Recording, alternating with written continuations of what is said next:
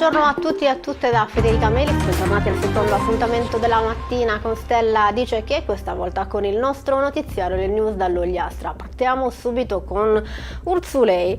Doveva essere una domenica all'insegna del trekking a Gorropu nel selvaggio paesaggio del Supramonte di Urzulei, ma si è trasformata in una brutta disavventura per due turisti tedeschi che non riuscivano più a trovare la via del rientro. L'allarme è scattato ieri di buon mattino, erano circa le 8:43 quando i due turisti hanno chiamato il 115. Raccolta la segnalazione, sono intervenuti i vigili del fuoco, ma i due si trovavano in una zona talmente impervia che è stato necessario l'intervento dell'elisoccorso che ha verricellato i due malcapitati e poi li ha consegnati alla squadra dei vigili del fuoco del distaccamento di Tortolì, che dopo essersi accertati delle buone condizioni fisiche dei due escursionisti li hanno accompagnati alle loro auto. Insomma, c'è stato fortunatamente un lieto fine. Andiamo avanti invece, anche i balneari ogliastrini hanno aderito alla mobilitazione estiva dei balneari scattata proprio ieri 2 giugno, festa della Repubblica organizzata dal Sindacato Italiano Balneari e dalla Federazione Italiana Imprese Balneari. Comincia così anche la campagna alla quale hanno aderito senza se, senza ma i balneari di tutta la costa sarda e quella ogliastrina, con una locandina manifesto affissa nei loro stabilimenti. È solo l'inizio di una lunga battaglia. La denuncia riguarda l'impasse del governo che non ha ancora emanato nessun provvedimento legislativo chiarificatore che salvaguardi la balneazione attrezzata italiana e superi lo stato di caos amministrativo. Migliaia di balneari italiani hanno festeggiato così il 2 giugno in ogni località di mare, nord, sud e isole, ha commentato Claudia Comida, presidente regionale del Sindacato Italiano Balneari Sardegna. Siamo solo all'inizio di una protesta che avrà sicuramente un crescendo. La stagione balneare 2024 resterà nella storia di questo paese. Mai sottovalutare la forza e la determinazione di chi difende il lavoro e il frutto del proprio lavoro. Sono profondamente orgogliosa di Chiara Comida della risposta sarda e grata a tutti i colleghi per aver reagito con la giusta motivazione, compatti, grintosi e rispettosi della festa della Repubblica. Queste le parole della presidente regionale del sindacato balneari Claudia Comida.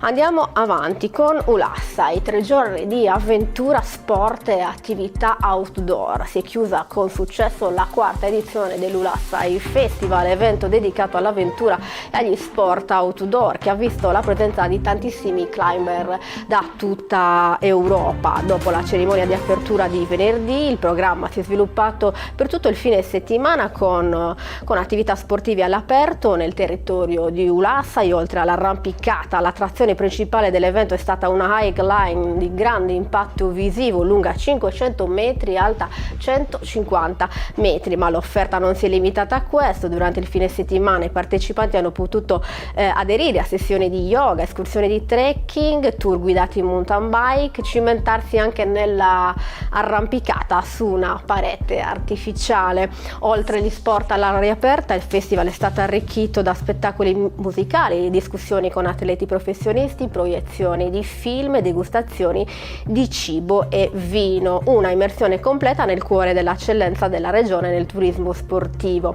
Bambini, adolescenti e adulti, dilettanti o professionisti si sono cimentati così in una serie di attività adeguate, insomma, alle diverse categorie di partecipanti. Domenica mattina, ieri, è stata anche l'occasione per l'inaugurazione della Biennale di Arte Contemporanea dedicata a Maria Lai. Anche questa è stata un grandissimo successo con un pieno di visitatori.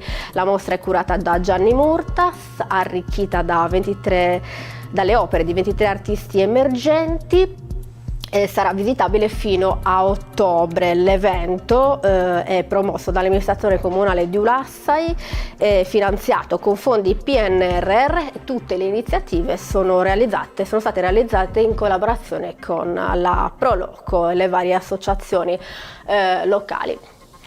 Andiamo avanti con l'Oceri. Si è concluso il progetto Nemos Mest Mere dell'Ufficio Lingua Sarda, un'iniziativa contro la violenza di genere che ha coinvolto gli studenti delle scuole medie di Loceri. Da marzo-aprile gli operatori dell'Ufficio Lingua Sarda hanno organizzato una serie di incontri educativi dedicati agli studenti. È stato affrontato il problema della violenza di genere, fornendo informazioni dettagliate sulla sua definizione e diffusione. Gli operatori si sono concentrati sugli stereotipi comuni associati agli autori di violenza, sfatando falsi miti, approfondendo la complessità del fenomeno.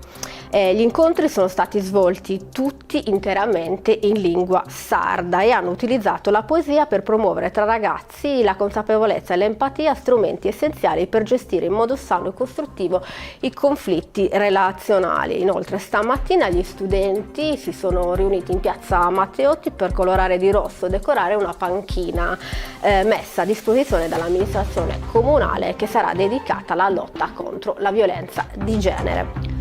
Chiudiamo il nostro notiziario con un importante convegno, le cure palliative, e il titolo del convegno corso di formazione che si terrà il 5 e 6 giugno all'Auditorium Fraternità di Tortolì. È organizzato dall'ASL Ogliastra. Le cure palliative sono l'insieme degli interventi terapeutici, diagnostici e assistenziali rivolti sia alla persona malata sia al suo nucleo familiare, finalizzati alla cura attiva e totale dei pazienti la cui malattia, caratterizzata purtroppo da una inarrestabile evoluzione e da una prognosi infausta, non risponde più a trattamenti specifici. L'edizione dell'incontro di quest'anno ha la finalità di ampliare le conoscenze e le best practice sulle cure palliative, spiega Lorena Paola Urrai, responsabile scientifica del convegno, insieme al dottor Salvatore Sinatra e direttrice del servizi sociosanitari dell'ASL Ogliastra. Sarà dedicata particolare attenzione al supporto psicologico e al nuovo piano di potenziamento regionale delle cure palliative di recente istituzione. Il corso è rivolto a medici, assistenti sanitari, infermieri, psicologi, fisioterapisti e farmacisti. Tanti gli interventi previsti con relatori provenienti da tutta la Sardegna e da altre parti d'Italia. E con questa notizia chiudiamo il notiziario di oggi. Prima di lasciarvi vi ricordo l'appuntamento di domani, come sempre alle 9:30 circa, con la nostra rassegna stampa. Vi auguro un buon proseguimento di giornata, grazie per averci seguito e grazie alla regia di Roberta Lui.